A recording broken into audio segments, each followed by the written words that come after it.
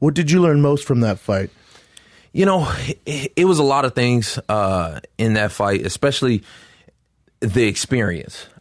Being in there with Tony, he did a lot of things that were just you don't see very often. You know, you don't see certain things. It's one thing to say it before the fight. Yeah. Say this is just like every other fight. Say this is, you know, I'm approaching it just the same. But once you in there, it really is different. And I could really kind of see that experience level. And I just knew I didn't approach it with the right mindset. You know, I think the weight cut had a lot to do with it. What was your mindset going in? It just, I was like a dog, you know, like you can see it, like you can see in my face. You watch the fight, like I was ready to go. I stepped into the arena that night. I was ready to fight, boy. I'm telling you, I stepped in 2 hours before the fight began, already sweating. As soon as I walked into the arena, I was ready to fight. There was no warm up. I punched my trainer in the face 3 times.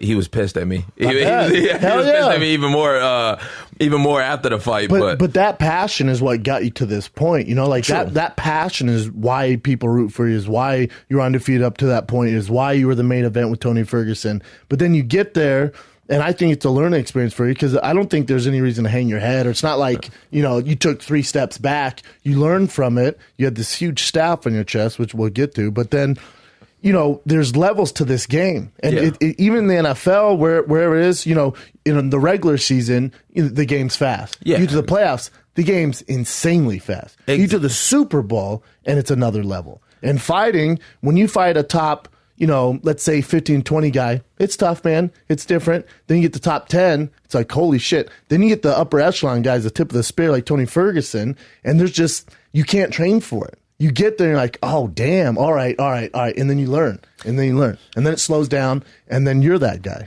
Yeah, it's more so the moment too.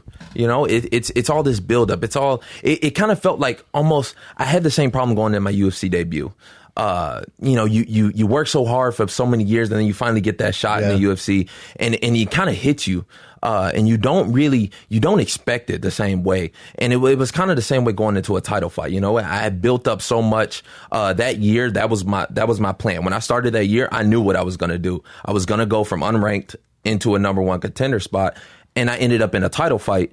And even though I had the vision the whole time, you don't have that experience. Yeah. I think now that I have that experience, especially, I'm a dangerous motherfucker. They're going to have to watch out for me. It's going to be good. Yeah, and there's a lot of good matchups for you. Yeah, there's a ton of matchups. That's a good thing, especially at 155. I've got a lot of options open. Right now, I'm taking my time. Like I said, I'm changing up my teams around me too. Being more professional about my approach to the game, understanding when to turn it on and when to turn it off. You know, George, I think, said it best, St. Pierre. GSP, yeah. Yeah, he said there's a difference between championship level fighting and professional fighting. Correct. You know, the championship level is just different. You know, you learn how to manage your energy better. You learn when to turn it on and when to turn it off. You got to be a professional. Exactly. It's being a professional. And I think with that Tony Ferguson fight and you learning from that, it's going to get you there because you have all the skills. You know, you have the skills. I think we saw in the Tony Ferguson fight, you taking him down. Listen, Tony Ferguson's not easy to take down. No, he ain't. Hell no. Yeah, I'll tell you right now, he not. No, hell no. Yeah, no, it took some energy, I'm telling you. The other thing people forget on that fight is that was that the week after the massacre in Las Vegas? Yeah. So there was a lot going on. There's a lot going on. Some people thought they were going to cancel the fight. Some people didn't agree the fight was still going on. I think it should have still went on. I don't think you just focus on the negative. I think you try to gather around the community and, you know, put a fight on to take their mind off it, which is what you guys did. But that fight, there was a ton going into that, man. Yeah, I mean, it was just a lot, even in my personal life. You know, I had just bought the house. You know, before that, I had actually lost a house.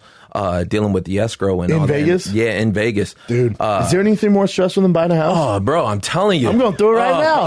I'm telling you. I'm going through it right now. It's brutal. 2 weeks from it. It's brutal. It affects you like physically. Oh, you know, first it affects you mentally, then it affects you physically. And I think that's what you kind of saw, all those things, you know, with the shooting. I was going through a divorce at the same time, too. It's like it was so much, and it came out into my physical, you know. I think that's what made the staff you were worse. Buying a house, you got staff, getting a divorce, fighting during the bro, it's brutal. A perfect storm. It's brutal. I still felt like I could have done better. I still felt like I had my moments in the fight where I saw what I did wrong technically. And I can go back, I can look at it. I can see what I did wrong before the fight too. Yeah. You know, my warm up, my preparation. So it's still a lot for me to learn, but you know, sometimes the chips gonna fall where they gonna fall, and which is all good, man. You're young.